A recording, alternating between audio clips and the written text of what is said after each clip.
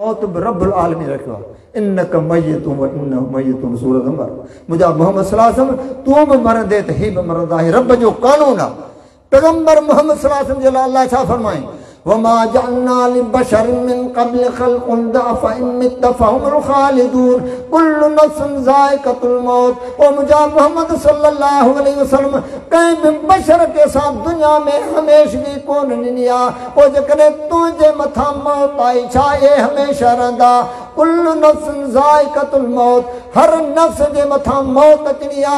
खलीलुल्लाह पंजो अकीदो बयान करे छा तो चे अल्लज़ी खलक़नी फहुव यहदीन वल्लज़ी हुवा युतीनी व यस्कीन व इज़ा मरिज़्तु फहुव यशफीन। अम्मा बअदु फ़अऊज़ु बिल्लाहि मिनश शैतानिर रजीम बिस्मिल्लाहिर रहमानिर रहीम। या अय्युहर रसूल बल्लिग़ मा उन्ज़िला इलैका मिर रब्बिक व इन लम तफ़अल फमा बल्लग़्ता रिसालतह वल्लाहु यअसिमुका मिनन नास इन्नल्लाहा ला यहदिल क़ौमल फ़ासिक़ीन।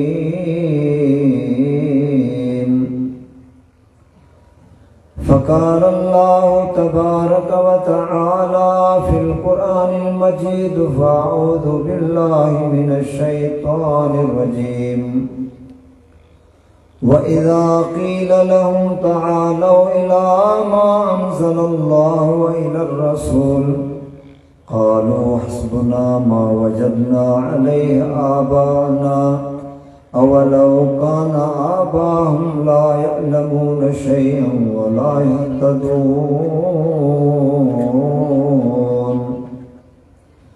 रब्बि इश्रह ली सदरी व यस्सिर ली अमरी वहलुल उक़दतम मिन लिसानी यफ़क़हू क़ौली रब्बि ज़िदनी इल्मा।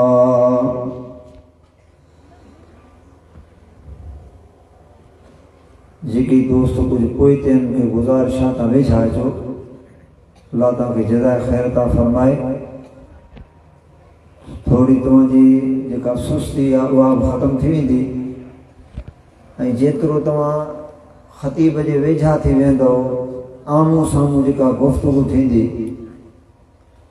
इंशाअल्लाह लज़ीज़ असां ॿुधण जो हक़ अदा कंदासीं त रब साईं मूंखे अवां सभिनी खे इंशाअल्लाह अमल करण जी तौफ़ीक़ अता फ़रमाईंदो। रब साईं जो ही दीन आहे अल्लाह जो दीन ही नसीहत आहे ऐं इन में जा फ़ाइदो अल्लाह रब्बुल आलमीन फरमाए थो त तनफ़उल मोमिनीन सिर्फ़ मोमिन हासिल कंदो आहे। नबी अलैहिस्सलातु वस्सलाम जो वाइज़ो नसीहत मक्के के मुशरिकन ॿुधो अबू जहल ॿुधो उतबा शेबा ॿुधो एतिरे क़दर जो मुनाफ़िक़न जो सरदार अब्दुल्ला बिन उबई हर वक्त नबी सल्लल्लाहु अलैहि वसल्लम जो दर्स ॿुधंदा हुआ पर असर न थियो। असर उन मां सिर्फ़ मोमिन वठंदो। इन जे करे रब खां दुआ कयो त अल्लाह तबारक तआला असांखे सही बयान करण ऐं रब्बुल आलमीन हक़ खे ॿुधण ऐं अल्लाह जे मथां अमल करण ऐं उन पैगाम खे अॻिते रब साईं पहुचाइण जी तौफ़ीक़ अता फ़रमाए। छो त हर हिकु क़ुरान ऐं हदीस जे रूह सां हर मुसलमान जेको आहे हर कलमे वारो दाई आहे चाहे आलिम हुजे चाहे आम हुजे जेतिरो बि अल्लाह हुनखे इल्मु ॾिनो आहे उन इल्म खे अॻिते मुंतक़िल करिणो आहे। त रब खां दुआ आहे त अल्लाह तबारक तआला सां तव्हांखे तबलीग करण जी तौफ़ीक़ अता फ़रमाए जेतिरो बि अल्लाह इल्मु ॾिनो आहे। असांजे हिकिड़े दोस्त जो वाक़ियो ईंदो आहे फ़क़ीरुल्लाह मरहूम चोटियारनि जो अल्लाह उनजी मग़फ़िरत अता फ़रमाए। कुछ दोस्तनि उन ते इतराज़ कयो आख़िरकार एप्लीकेशन ॾिनो थाणे ते सूबेदार खे घुरायो त भई ही आलिम कोन्हे असां ते फ़तवाऊं हणे थो ऐं पंहिंजी सनद ॾेखारे हुन अल्लाह जे बाने चयो त मूं वटि सनत नबी अलैहिस्सलाम जी आहे। त ऑफिसर परेशान थी वियो,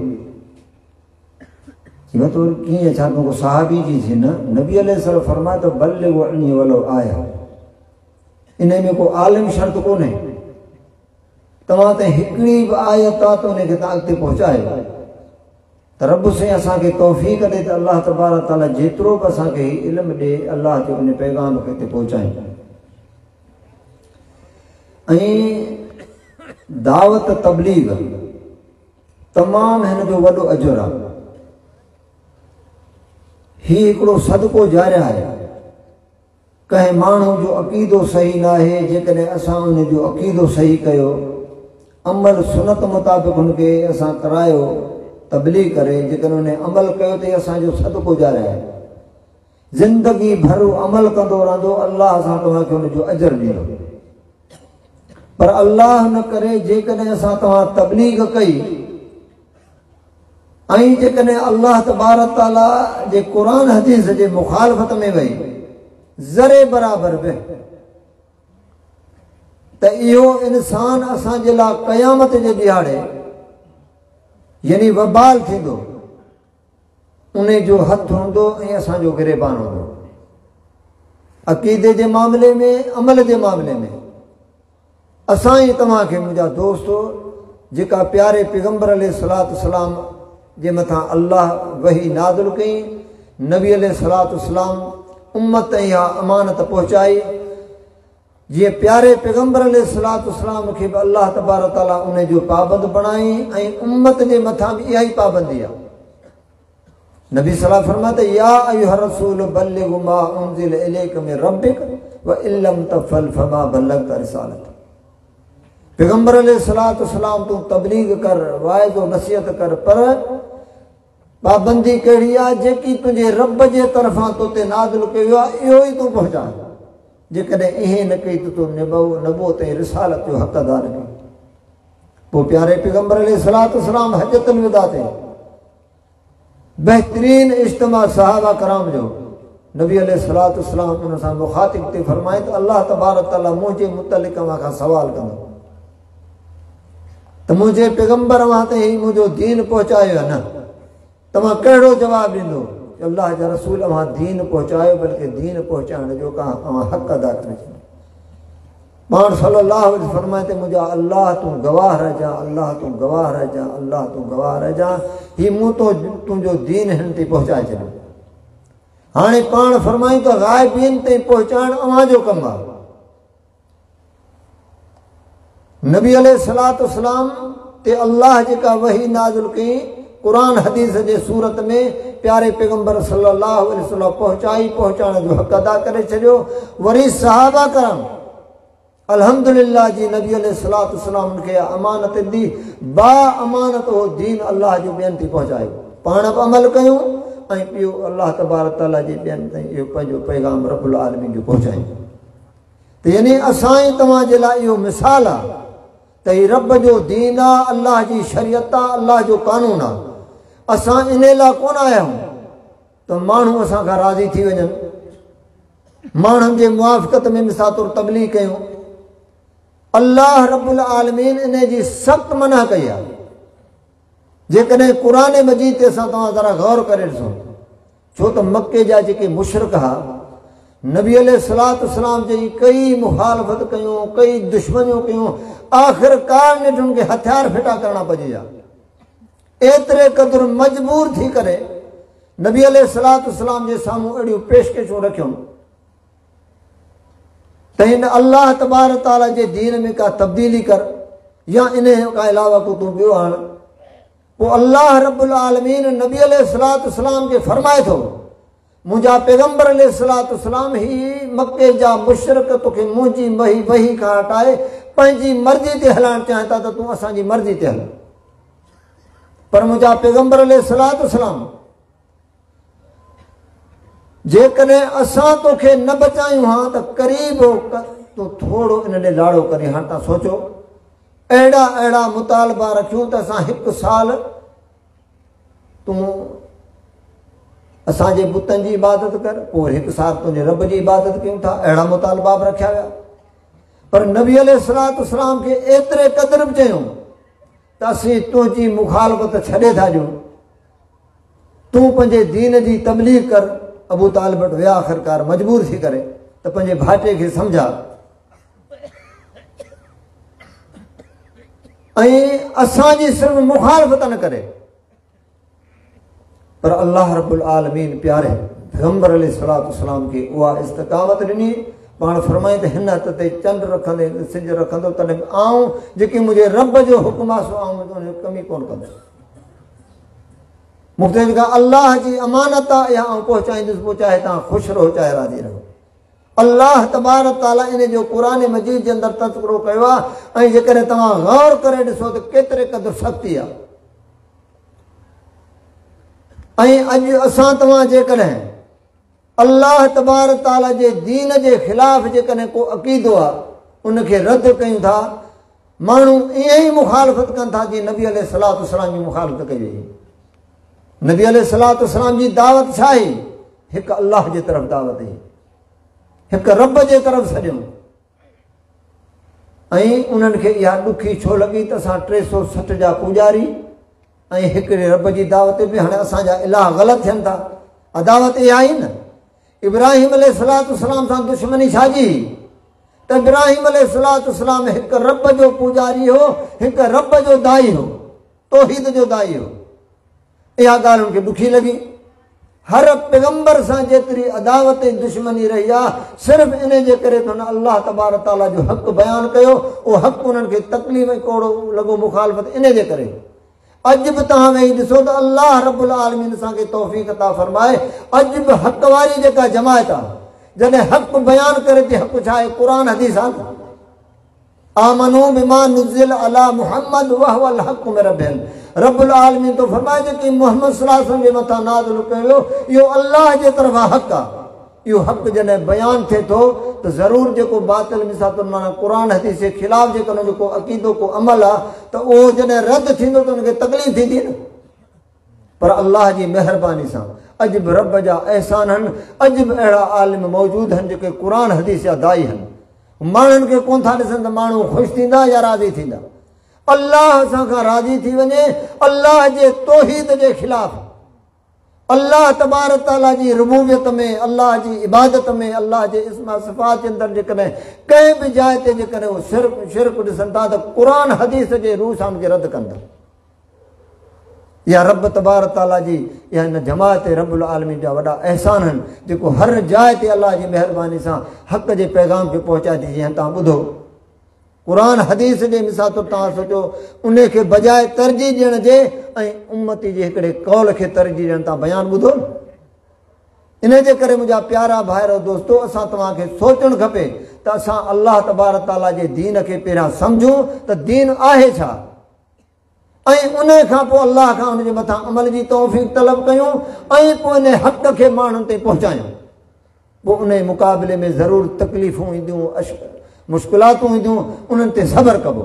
अल्लाह रब्बुल आलमीन मूंखे अवां सभिनी खे तौफ़ीक़ अता फ़रमाए त अल्लाह साईं मूंखे अव्हां खे तौफ़ीक़ ॾे त आऊं अव्हां जे साम्हूं अॼु जेको मुंहिंजो मौज़ू आहे, हीअ ॿई किताब जेके आहिनि, हीअ फ़ज़ाइल सदक़ात आहे ऐं हीअ किताब जेको आहे फ़ज़ाइल अमाल आहे।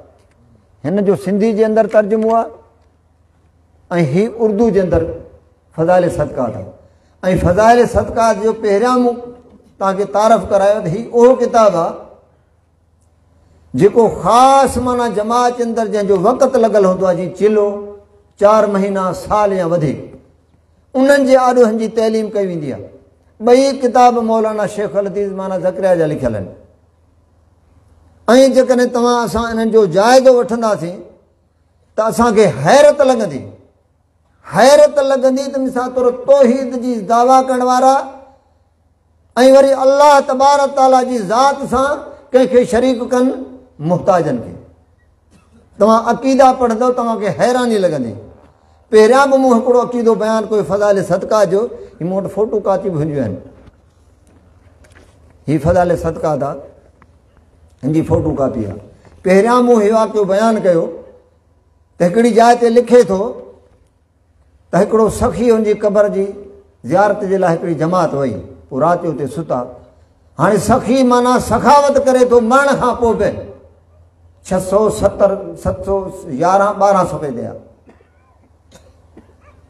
हुनखे चए थो तूं मूंखे उठ ॾे, इन जे बदिले में तोखे हिन खां बहितर आला क़िस्म जो उठ ॾी जेको भुक्ती नसुल जे उठनि मां आहे। बहरहाल वापार जे अंदरि माना ख्वाब के अंदर व्यापार तय थी वियो। हाणे लिखे तो वो साहिब कब्र उठा और उसके ऊँट को ज़बह कर दिया। जब नींद वाला अपनी नींद से बेदार तो ऊँट से खून जारी था। मुझो हिकिड़ो दोस्त सां बहस हलियो पे घर में हिकिड़ो अणपढ़ियल भुगती वेठो क़ौम जो माण्हू हुजे, अल्लाह उनखे हिदायत ॾिनी अहल हदीस। असांजो बहस जे कंदे दौरान हू ख़बर छा थो चए, हाणे शेख अल हदीस खे अकुल कोन आयो, पूरी दुनिया के अंदर ही किताब पढ़ियो तो वने, अकुल कोन आयो, पर हू छा थो चए ख़बर चीज़ी भला जो कब्र मां उथियो तो छुरी किथां आंदई। यकीन कंदव सरफार नालो अथसि जाम साहब ते भुगती आहे। छा चई शेख अल हदीस खे अकुल कोन आयो ऐं नकी वरी मिसां तौर हेतिरी जमात खे अकुल अचे थो त भला हिन किसनि खे हाणे त कढनि। छा चई था सी जो कब्र मां जो उथियो त छुरी किथां आंदई, छा को बोरची खानो हुजे कब्र में। अल्लाह अकबर। ओ तौहीद जी जंहिंखे सम्झ ईंदी न पोइ अल्लाह हुन में बसीरत पैदा करे थो। ऐं जेको मुक़लिद हूंदो उनखे मिसां तौर अकुल खे तालो हूंदो आहे, उनखे सम्झ न ईंदी आहे। पोइ ख्वाब वारो जॾहिं उथे थो त उठ मां रत वहे पई, ऊँट से खून जारी था, बचण जी का उम्मीद कोन्हे, बाक़ी जेको रहियल आहिनि कोई छॾो। आख़िरकार खाई पचाए हाणे वञनि पिया सुबुह जो। रस्ते में ॾिसनि त तेज़ रफ़्तार उठ ते हिकिड़ो नौजवान अचे पियो। चई भई तव्हां में फलाणे नाले जो को माण्हू आहे? चयो आऊं आहियां। चई राति तूं भला उन का शइ फ़रोख़्त कई? चई हा, मूं उनखे उठ ॾिनो। चई मुंहिंजे पीउ जी ख़बर ई मूंखे चई त जेकर तूं मुंहिंजो हलाली पुट रही त अमानत मुंहिंजो भुगती उठ वञी फलाणे शख़्स खे ॾेई। हाणे तव्हां सोचो मैयत कब्र में पियो आहे, दफ़न थियो ऐं उथी करे उठ पियो दबा करे वापार करे पियो, वरी पुटनि खे नसीहतूं करे पियो। तव्हां ॿुधायो हीअ अक़ीदो आहे? अल्लाह तबारक ताला सां तव्हांखे सम्झ अता वञा दोस्तो। हाणे क़ुरान हदीस जे रूह सां ॾिसूं त इहो अक़ीदो कीअं आहे?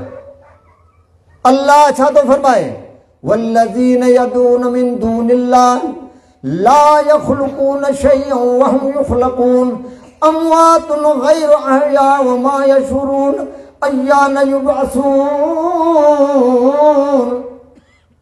अल्लाह खां अलावा तव्हां जिन जी बि इबादत कयो था, वयअबुदून मिन दूनिल्लाह वल्लज़ीन यदून मिन दूनिल्लाह ला यख़्लुक़ून शैअन वहुम युख़्लक़ून। उन्हनि काइनात में का बि शइ पैदा न कई वई आहे, बल्कि ही त पाण पैदा कया विया आहिनि। अमवातुन ग़ैरु अहया वमा यशउरून अय्यान युबअसून। रब्बुल आलमीन तो फरमाई बेजान आहिनि, इन्हनि खे त इहा बि ख़बर नाहे त कॾहिं उथारिया वेंदा। वमा यस्तविल आमा वल बसीर वलज़ुल्मात वलन्नूर वलज़िल्लु वलल हरूर वमा यस्तविल अहया वलल अमवात इन्नल्लाह युस्मिउ मन यशा वमा अंत बिमुस्मिउ मन फिल कुबूर। सूरह फातिर में रब दलील ॾेई सम्झाए थो त अंधो ऐं सॼो बराबरि न आहिनि, उस ऐं छांव बराबरि न आहिनि, अंधेरो ऐं रोशनी बराबरि न आहिनि। अहिड़ी तरह रब्बुल आलमीन तो फरमाए त मैयत ऐं ज़िंदह बराबरि न आहिनि।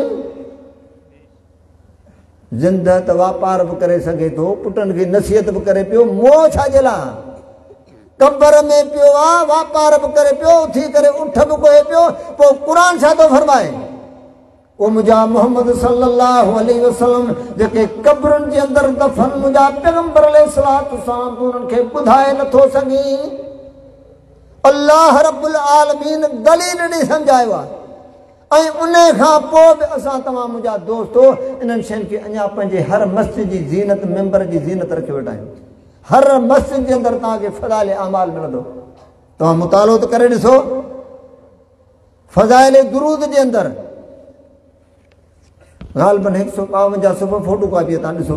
हिकिड़ो शख़्स ते चयो पंहिंजी माउ सां गॾु हज ते वियुसि, मुझी मां मरी वई, मरण सां जो पेट फाटी पियो ऐं चेहरो जो कारो थी वियो। मूं सम्झो को हिन खां वॾो गुनाह थियो आहे। मूं दुआ जे लाइ हथ खयां, ॾिसां त तव्हां मां हुजाज खां हिकिड़ो माण्हू आयो, उन मां ज़ाहिर थियो, अची करे मुंहिंजे माउ जे पेट ते हथ फेरी त पेट जा वरम ईंदा रहिया। मुंहिंजे माउ जे चेहरे ते फेरी त चेहरो रोशन थी वियो। मां हिन शख़्स खां पुछियो त तूं मुंहिंजी ऐं मुंहिंजी माउ जी मुसीबत खे दूर कई, तूं केरु आहीं? चई आउं तुंहिंजो नबी मोहम्मद सल्लल्लाहु अलैहि वसल्लम। अस्तग़फिरुल्लाह। हाणे ॿुधायो, प्यारो पैगंबर अलैहिस्सलाम हिकिड़ी हिंदुस्तानी औरत जे लाइ क़बर मुबारक मां निकिरी आयो फ़ज़ाइल दुरूद आहे। ईअं ऐं वरी नौज़ बिल्लाह मिन्हा, जंहिं मोहम्मद सल्लल्लाहु अलैहि वसल्लम पूरी ज़िंदगी में ग़ैर मुहर्रम औरत सां हथ ते बैत बि कोन कई, उन जे लाइ लिखियो त औरत जे पेट ते हथ फेरियो त पेट जा वरम वेंदा रहिया, चेहरे ते हथ फेरियो त चेहरो रोशन थी वियो। हाणे छा थो चवेसि? तो मुंहिंजी मुसीबत खे, मुंहिंजी माउ जी मुसीबत खे दूर कई, तूं केरु आहीं? माना मोहम्मद सल्लल्लाहु अलैहि वसल्लम मुश्किल कुशा बि आहे न। तॾहिं त जेके दोस्त अक़ीदे जा मुशरिकनि चवनि था न, या रसूल अल्लाह मदद। हाणे तौहीद जी दावा करण वारा बि छा था चवनि था?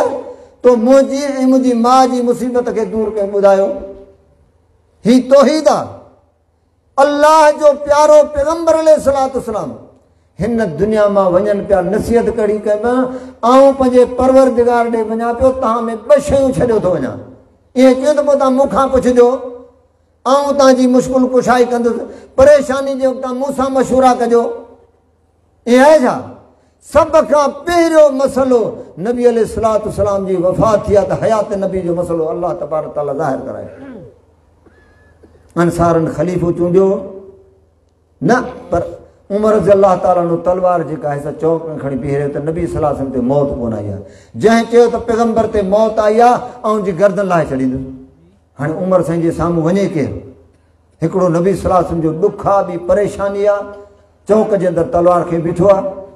अबू बकर सिद्दीक़ रज़ी अल्लाह ताला नो खे जीअं ख़बर पई आहे तीअं आया, अची करे नबी सल्लल्लाहु अलैहि वसल्लम चादर मुबारक हटाए निराड़ मुबारक ते नबी सल्लल्लाहु अलैहि वसल्लम चुमी ॾिनो ऐं पोइ ख़ुतबो ॾियनि था। फरमाइनि था त अवां मां जेको मोहम्मद सल्लल्लाहु अलैहि वसल्लम जी इबादत कंदो हो, अवां जो माबूद फ़ौत थी चुको आहे, पर जेकॾहिं अल्लाह जी इबादत कंदा त रब हय्यु क़य्यूम, अल्लाह ज़िंदा। पोइ आयत कहिड़ी पढ़ियो? वमा मुहम्मदुन इल्ला रसूलुन क़द ख़लत मिन क़ब्लिहि रुसुल अफ़ा इम्मा तअ क़ुतिलन। मुहम्मद रसूलुल्लाह सल्लल्लाहु अलैहि वसल्लम अल्लाह जा रसूल आहिनि, जीअं हिन खां पहिरियां रसूल आया ऐं गुज़री विया, पोइ जेकॾहिं इन ते वफ़ात अची वञे, मौत अची वञे, या इन खे शहीद कयो वञे, छा तव्हां अल्लाह जे दीन खां फिरी वेंदो? उमर रज़ी अल्लाह ताला नो यकदम में तलवार उछली आहे। रब जो क़ुर ॿुधऊं, ईअं पियो चवे त जेको महसूस आहे त कॾहिं अॻे ॿुधी न हुजे, हालांकि अल्लाह जो क़ुर अची वियो, उमर रज़ी अल्लाह ताला थी वियो। हाणे ॿुधाई अक़ीदो सभ खां पहिरियां ज़ाहिर थियो त प्यारे पैगंबर मोहम्मद सल्लल्लाहु अलैहि वसल्लम ते वफ़ात अची वई आहे। पोइ अंसारनि पंहिंजो ख़लीफ़ो चूंडियो त असीं मदीने जा, ही हिजरत कया आया अंसार, असीं मददगार, ख़लीफ़ो असांजो आहे। जॾहिं अबू बकर सिद्दीक़ उमर रज़ी अल्लाह खे ख़बर पई, पाण ॿिन्ही वटि विया, चयूं त हाणे हलूं था नबी अलैहिस्सलातु वस्सलाम वटि, प्यारे पैगंबर अलैहिस्सलातु वस्सलाम खां पुछूं था ख़लीफ़ो अंसारनि मां थिए या महाजरनि मां थिए? चयूं ओ मोहम्मद सल्लल्लाहु अलैहि वसल्लम जो फरमान ॿुधायूं त रसूलुल्लाह सल्लल्लाहु अलैहि वसल्लम फरमायो त ख़लीफ़ो कुरैशनि मां थींदो। जॾहिं बि को बि मसइलो दरपेश आयो, इमामुल अंबिया मोहम्मद सल्लल्लाहु अलैहि वसल्लम जी वफ़ात खां पोइ नबी सल्लल्लाहु अलैहि वसल्लम खां का बि रहबरी हासिल न कई, ऐं वरी न का नबी सल्लल्लाहु अलैहि वसल्लम खे नसीहत कई रसूल सल्लल्लाहु अलैहि वसल्लम नसीहत साहबा खे। अहिड़ा अहिड़ा दरपेश मसइला आया मदीने जे अंदरि, पर मोहम्मद रसूल सल्लल्लाहु अलैहि वसल्लम कंहिंखे नसीहत कई? उस्मान गनी रज़ी अल्लाह ताला खे बेदर्दी सां शहीद कयो मदीने में। ईअं नबी सल्लल्लाहु अलैहि वसल्लम नसीहत कई बाग़ियुनि खे। अब्दुल्लाह बिन उमर रज़ी अल्लाह ताला जो जनाज़ो हिजाज बिन यूसुफ 3 ॾिहाड़ा मके जे चौक में टंगे छॾियो, नबी सल्लल्लाहु अलैहि वसल्लम नसीहत कई। हुसैन साईं करबला में वञनि पिया, अल्लाह जे रसूल सल्लल्लाहु अलैहि वसल्लम हुसैन खे नसीहत कई। अम्मा मोमिननि जी मां आयशा सिद्दीक़ा रज़ी अल्लाह ताला जबल में वञे पई, मोहम्मद सल्लल्लाहु अलैहि वसल्लम खे नसीहत कई। अल्लाह जा बाना असीं हिंदुस्तानी पाकिस्तानी एतिरा दादला आहियूं जो मोहम्मद सल्लल्लाहु अलैहि वसल्लम क़बर मुबारक मां निकिरी करे ऐं मुश्किल कुशाई कनि पिया। इहा तौहीद आहे। रब जी तौहीद आ, अल्लाह जो प्यारो पैगंबर आ रब्बुल आलमीन जेतिरो वक्त दुनिया में रहिस अल्लाह तबारक तआला ने मसले के वाज़े कोन कई कुल इन सलाती व नुस्की व महयाय व ममाती लिल्लाहि रब्बिल आलमीन। ओ मुझा मोहम्मद सल्लल्लाहु अलैहि वसल्लम तू जो तो मुझी नमाज ऐ मुझी कुर्बानी ऐ मुझी पूरी जिंदगी ऐ मुझी वफात भी कहजेला लिल्लाहि रब्बिल आलमीन अल्लाह रब्बुल आलमीन जेला जी बी जगह ते रब्बुल आलमीन प्यारे पैगंबर अलैहिस्सलातु वस्सलाम के वही जी पाबंदी जो हुक्म कंदे रब छा फरमाई व इन कादू ला यफ्तिनूनका अनिल्लज़ी औहैना इलैक लितफ्तरी अलैना गैरा व इज़ा लत्तखज़ूका खलीला। ओ मुझा मोहम्मद सल्लल्लाहु अलैहि वसल्लम ही बने इसराइल अल्लाह रब्बुल आलमीन जो प्यारो पैगंबर आ जेके रब्बुल आलमीन छा पे फरमाए मुझा मोहम्मद सल्लल्लाहु अलैहि वसल्लम ही मक्के जा मुशरिक तोखे मुझी वही खां हटाए पंहिंजी मर्ज़ीअ ते हलाइण चाहिनि था। ओ मुझा मोहम्मद सल्लल्लाहु अलैहि वसल्लम ही मक्के जा मुशरिक मुझी वही खां हटाए तोखे पंहिंजे मर्ज़ी असांजी पंहिंजी मर्ज़ी ते हलाइण चाहिनि था ऐं जेकॾहिं तूं मुंहिंजी वही खे छॾे करे तूं इन जे मर्ज़ीअ ते हलियां व इज़ा लत्तखज़ूका खलीला अॼु त तोखे अज़तूं ॾियनि पिया तोखे तकलीफ़ूं ॾियनि पिया पर रब्बुल आलमीन फरमाए थो पोइ तोखे पंहिंजो दोस्त ऐं वली बणाइनि हा। अज भी तू तौहीद बयान कर शिरक जी नफी छॾे ॾे तुझो को मुखालफत कोन्हे तू सुन्नत बयान कर बिदत जी मुखालफत छॾे ॾे चवंदा अहिड़ो मौलवी भलो आहे कोन को। प्यारे पैगंबर मोहम्मद सल्लल्लाहु अलैहि वसल्लम खे तकलीफ़ूं छाजे करे हूं अल्लाह जी इबादत तो पहिरियां कंदा पर अल्लाह जी इबादत सां गॾोगॾु मोहम्मद रसूलुल्लाह सल्लल्लाहु अलैहि वसल्लम खे अल्लाह तबारक तआला पहिरियां मुखालफत जो हुक्म कई पोइ रब तबारक तआला पंहिंजी दावत जो हुक्म कई आहे कोन्हे कलमो पाण सभु भरियो आहे न पहिरियां छा आहे ला इलाहा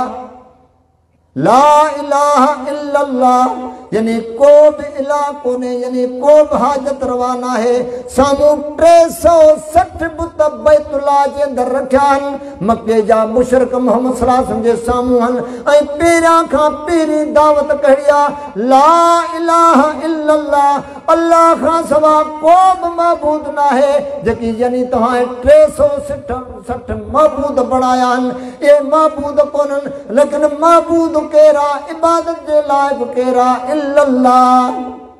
तने त अबू लहब मोहम्मद सल्लल्लाहु अलैहि वसल्लम के पहिरे खां पहिरीं अज़ियत ऐं तकलीफ़ तने त ॾिनी त हलाक जी तो नौत मिला असांखे इन लाइ घुरायो आहे तूं हिकिड़े रब जी दावत असांजा वॾा सभु बेवकूफ़ आहे। अल्लाह रब्बुल आलमीन छा थो फरमाए व इज़ा लत्तखज़ूका खलीला ओ मुझा मोहम्मद सल्लल्लाहु अलैहि वसल्लम जे करे तूं मक्के जे मुशरिकनि जी मर्ज़ीअ ते हलियां ऐं मुंहिंजी वही खे छॾियां त रब्बुल आलमीन तो फरमाए तोखे पंहिंजो दोस्त ऐं वली बणाइना पर अल्लाह छा फरमायो लौला अन सबतनाक जेकॾहिं असां तोखे साबित कदम न रखूं हा असीं तुंहिंजी हिफ़ाज़त न कयूं हा लक़द क़ित तरकुन इलैहिम शयन कलीला करीबा तू थोड़ो नंढा लाड़ो करे विझिया यानी मुझा मोहम्मद सल्लल्लाहु अलैहि वसल्लम थोड़ो भी मुझी वही खे छॾे करे तू इन जी मर्ज़ीअ ते हलियां त रब्बुल आलमीन केतिरा सख़्त अल्फाज चई इज़ा लज़क़नाका ज़ैफ़ल हयात व ज़ैफ़ल ममात बीणू अज़ाब मुझा मोहम्मद सल्लल्लाहु अलैहि वसल्लम असां तोखे ज़िंदगी जो चखायो आहे ऐं बीणू अज़ाब तोखे मौत जो चखायो आहे सुम्मा ला तजिदु लक अलैना नसीरा ओ मुझा मोहम्मद सल्लल्लाहु अलैहि वसल्लम तू असांजे मुक़ाबले में तू को मददगार न लहियां यानी अल्लाह रब्बुल आलमीन प्यारे पैगंबर अलैहिस्सलातु वस्सलाम खे इहो बि फरमाई त बीणू अज़ाब ज़िंदगी जो ऐं मौत जो अल्लाह रब्बुल आलमीन पैगंबरनि जे लाइ अल्फाज चवनि मुंहिंजा दोस्तो ज़िंदगी में अल्लाह ॾिनी आहे ऐं मौत बि रब्बुल आलमीन रखियो आहे इन्नक मय्यतुन व इन्नहु मय्यतुन सूरत अंबर मुंहिंजा मोहम्मद सल्लल्लाहु अलैहि वसल्लम तूं बि मरंदे त ही बि मरंदा रब जो कानून आहे पैगंबर मोहम्मद सल्लल्लाहु अलैहि वसल्लम जे लाइ अल्लाह छा फरमाई वमा जअलना लिबशरिन मिन क़ब्ल ख़ल्क़न अफ़इन मित्त फ़हुमुल ख़ालिदून कुल्लु नफ़्सिन ज़ाइक़तुल मौत। ओ मुझा मोहम्मद सल्लल्लाहु अलैहि वसल्लम कंहिं बि बशर के सां दुनिया में हमेशगी कोन ॾिनी आहे। पोइ जेकॾहिं तुंहिंजे मथां मौत आई छा इहे हमेशह रहंदा? कुल्लु नफ़्सिन ज़ाइक़तुल मौत, हर नफ़्स जे मथां मौत अचणी आहे। खलीलुल्लाह पंहिंजो अक़ीदो बयान करे छा थो चए? अल्लज़ी ख़लक़नी फ़हुव यहदीन वल्लज़ी हुव युतीनी व यस्कीन व इज़ा मरिज़्तु फ़हुव यशफ़ीन वल्लज़ी युमीतुनी सुम्मा युहयीन। ओ मुंहिंजो अल्लाह जे मूंखे हिदायत कई, जे मूंखे रब्बुल आलमीन मूंखे खाराईंदो बा त प्यारींदो बा, ऐं जॾहिं मां बीमार थींदो आहे त मुंहिंजो अल्लाह मूंखे सिहत ॾींदो आहे। वल्लज़ी युमीतुनी सुम्मा युहयीन, ओए मुंहिंजो अल्लाह आहे जेको मूंखे मारींदो वरी ज़िंदा कंदो। ही रब जो कानून आहे, ही मौत अल्लाह तबारक तआला हर हिक जे मथां रखियो आहे। ववसा बिहा इब्राहीम बनी व याकूब या बनी इन्नल्लाह अस्तफ़ा लकुमुद्दीन फला तमूतुन्ना इल्ला व अंतुम मुस्लिमून। ओ मुंहिंजा पुटड़ो, अल्लाह अव्हां जे लाइ हिन दीन खे पसंदि कयो आहे। न मरिजो बल्कि अव्हां मुस्लमान थी करे मरिजो। अम कुंतुम शुहदा इज़ हज़र याकूबल मौत, जंहिं वक़्तु याकूब अलैहिस्सलाम जे मौत क़रीब आई, पंहिंजनि पुटड़नि खे घुराए करे नसीहत कई त मुंहिंजा बच्चा मूंखां पोइ तव्हां इबादत कंहिंजी कंदा? क़ालू नअबुदु इलाहक व इलाह आबाइक इब्राहीम व इस्माईल व इसहाक़ इलाहन वाहिदा व नहनु लहू मुस्लिमून। ओ मुंहिंजा अब्बा, असीं तुंहिंजे पीउ ॾाॾे इब्राहीम, इसहाक़ ऐं इस्माईल अलैहिस्सलाम जे रब जी इबादत कंदासूं। इलाहन वाहिदा, जेको अकेलो अल्लाह आहे। व नहनु लहू मुस्लिमून, उन रब्बुल आलमीन जा असीं फरमान बरदार थी करे रहंदासूं। मुंहिंजा दोस्तो, मौत बरहक आहे, पर अल्लाह जो ही कानून आहे। मरण खां बाद रब्बुल आलमीन ॿिया त ठहियो, पर पैगंबरनि जा रब वाक़िया ॿुधाया, उम्मतुनि जा न। नबी ते वफ़ात अचे थी, पर रब्बुल आलमीन हिन दुनिया मां जॾहिं पैगंबर खे घुराए वठे थो, पैगंबर खे रब घुरायो त हिन दुनिया जे मामलात जी हुनखे ख़बर कोन्हे। क़ुरान गवाह आहे, रब्बुल आलमीन क़ुरान जे अंदरि ही मसलो ॿुधायो आहे। एतिरे क़दुर जो क़यामत जे ॾिहाड़े अल्लाह तबारक तआला सभिनी नबियुनि खे जमा करे हुन खां सुवाल कंदो। सूरह माइदा, यौम यजमउल्लाहु रुसुल फयक़ूलु माज़ा उजिबतुम, जमी पैगंबरनि खां अल्लाह सवाल कंदो त यानी तव्हांजे उम्मतुनि छा छा कयो, यानी तव्हां खां बाद में तव्हांजे उम्मतुनि छा कयो। अल्लाह जा जमी पैगंबर छा था चवनि? क़ालू ला इल्म लना, अल्लाह असांखे का बि ख़बर न आहे। इन्नका अंत अल्लामुल ग़ुयूब, मुंहिंजा अल्लाह ग़ैब दान त तूं आहीं। यानी जमी पैगंबर था चवनि त मुंहिंजा अल्लाह इहो ग़ैब जो इल्म असां वटि कोन्हे, बल्कि ग़ैब दान त अल्लाह तूं आहीं।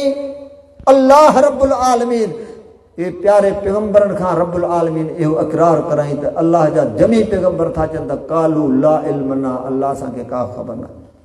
वरी इन जी ताईद में हदीस आहे प्यारे पैगंबर मोहम्मद सल्लल्लाहु अलैहि वसल्लम जी। पाण फरमायूं, ऐं पंहिंजी उम्मत खे हौज़े कौसर ते पाणी पियारींदुसि, हिकिड़े गिरोह खे जहन्नम जे तरफ़ वठी वेंदा, ऐं चवंदुसि मुंहुं जाहिन खे औरते कयो। पाण फरमाए त उन्हनि मुंहुं जे विच में दीवार हायल थी वेंदी, ऐं मूंखे चयो वेंदो त मुंहिंजा मोहम्मद सल्लल्लाहु अलैहि वसल्लम अल्लाह जा पैगंबर तव्हां इन्हनि खे कोन था सुञाणो, हाणे ॿुधायो। सॼी उम्मत गॾिजी कहे त पैगंबर खे ख़बर आहे वफ़ात खां पोइ, ऐं जेकर मोहम्मद रसूल सल्लल्लाहु अलैहि वसल्लम जी ॻाल्हि कंहिंजी ॻाल्हि आहे, मन युती रसूल फ़क़द अता अल्लाह वमा यंतिक़ु अनिल हवा इन हुवा इल्ला वहयु यूहा। ओ प्यारो पैगंबर मोहम्मद सल्लल्लाहु अलैहि वसल्लम फरमाए त मूंखे चयो वेंदो त ही उहे आहिनि जिनखे तूं कोन थो सुञाणी, मुंहिंजा पैगंबर जिन तोखां बाद में हिन दीन जे अंदरि नयूं नयूं बिदतूं ईजाद कयूं। पहिरां नबी सल्लल्लाहु अलैहि वसल्लम छा पियो चए? सिफ़ारिश पियो करे त मुंहजाहन, तव्हांखे जहन्नम जे तरफ़ छो था वठी वञो, मुंहजाहन।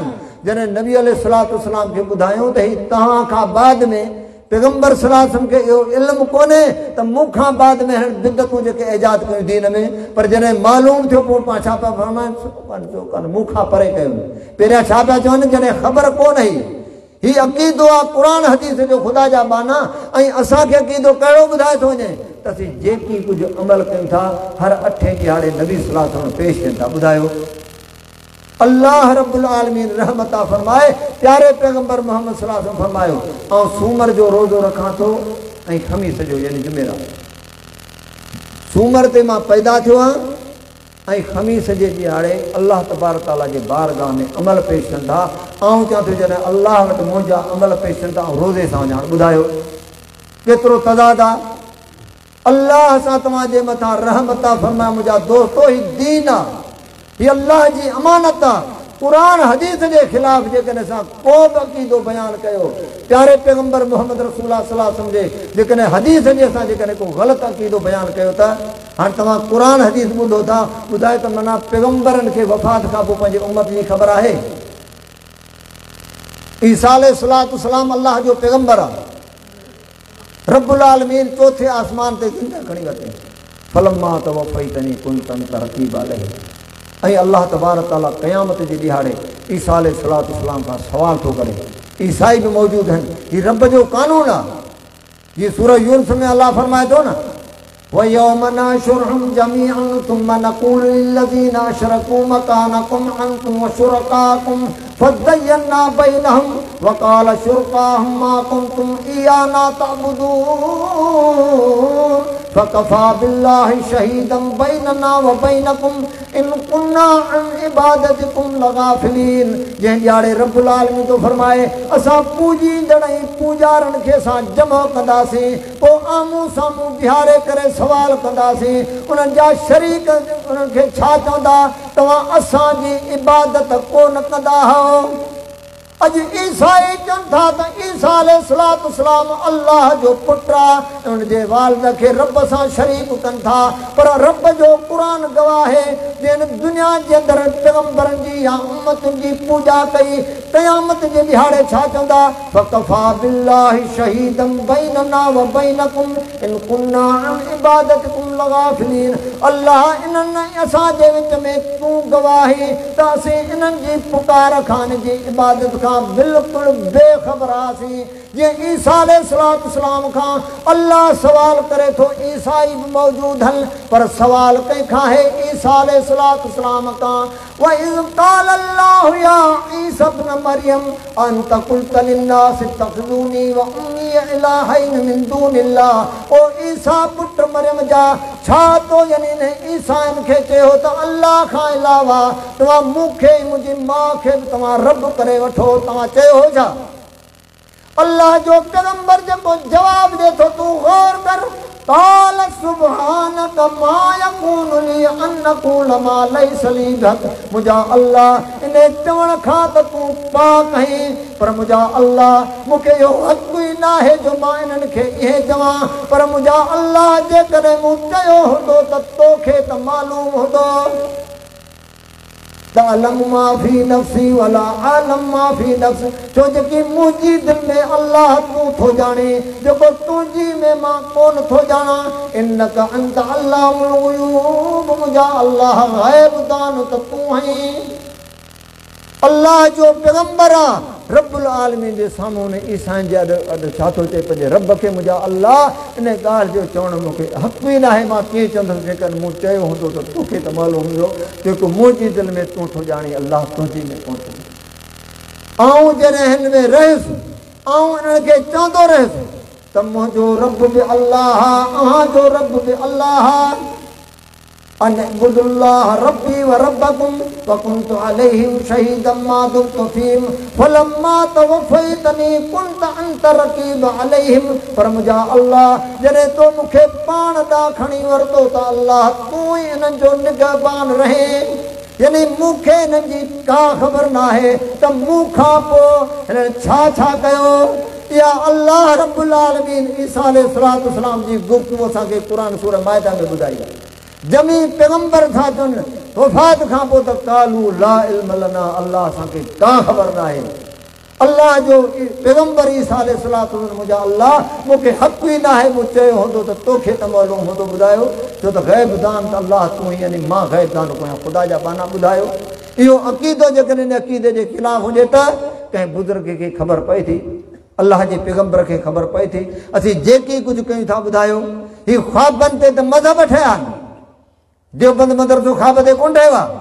नानोती चए थो मूंखे नबी सलाह ख्वाब में आयो त हिन जाइ ते देवबंद जो बुनियादु रखिजे। सुबुह जो मां वञा त बुनियादु नथो पियो। ॿुधायो इहो अक़ीदो आहे। अल्लाह जे प्यारे पैगंबर मोहम्मद सल्लल्लाहु अलैहि वसल्लम जेकॾहिं नसीहत करे हा त सहाबा कराम खे करे हा। खुदा जा माना ही अक़ीदो आहे, तौहीद आहे। सिर्फ़ तौहीद रुबूबियत में तूं पको है ऐं अल्लाह जे इबादत में अल्लाह जे सिफ़ातनि में जेकॾहिं तूं कंहिंखे शरीक करीं त अल्लाह वटि मुशरिक आहीं। तौहीद रुबूबियत मके जे मुशरिकनि में बि हुई न, पर तौहीद उलूहियत में मुशरिक